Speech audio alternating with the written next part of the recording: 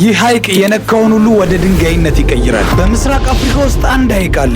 ወፎች ሲነኩት አስክሬናቸው ልክ እንደ ሐውልት ተጣብቆ ይቀራል። ሐይቁ በአፍሪካዊቱ ታንዛኒያ የሚገኝ ስሙም ሌክ ናትሮል ይባላል። ታዲያ ታሪኩ ከምናስበው በላይ እንግዳ ነው። በፈረንጆቹ 2010 ፎቶ አንሺው ኒክ ብራንድት ያነሳቸው ምስሎች ዓለምን ባስደመሙ ጊዜ የናትሮል ሐይቅ የነካችውን ሁሉ ወዲያውኑ ወደ ድንጋይነት ትቀይራለች የሚል ወሬ ተስፋፋ። ሰዎችም ሐይቁን የሜዱሳ ውሃ ብለው ሰየሙት። ልክ በግሪክ አፈ ታሪክ የሜዱሳን አይን የተመለከተ ሰው ድንጋይ ሆኖ እንደሚቀረው። ሳይንስ የሚለው ታሪክ ግን ከዚህ ለየት ያለ ነው። ሐይቁ ማንንም ወዲያውኑ ወደ ድንጋይነት አይቀይርም። የሚሆነው እንደዚህ ነው። ውሃው እጅግ የጠነከረ አልካላይን መሆኑ ወይም የፒኤች መጠኑ እስከ 10.5 የሚደርስ ስለሆነ ወፍ ወይም እንስሳ ውሃ ውስጥ ሲሞት ሶዲየም ካርቦኔት የተባለው ማዕድን ሰውነቱን ቀስ በቀስ ያደርቀዋል። እናም እንደነበረ ሆኖ የሚቆይ ይሆናል ማለት ነው። ልክ የጥንት ግብፃውያን ሬሳ ለማድረቅ ይጠቀሙበት እንደነበረ ዘዴ ማለት ነው። ይህ ሂደት ካልሲፊኬሽን ይባላል። ጊዜ የሚወስድ እንጂ ወዲያውኑ የሚከሰት አይደለም። ግን ደግሞ ሳይንስ ሌላ ተጨማሪ አስገራሚ ነገር እዚሁ ሐይቅ ላይ አግኝቷል። በዓለም ላይ ካሉ 75% የሚደርሱ ፍላሚንጎዎች የሚራሙበት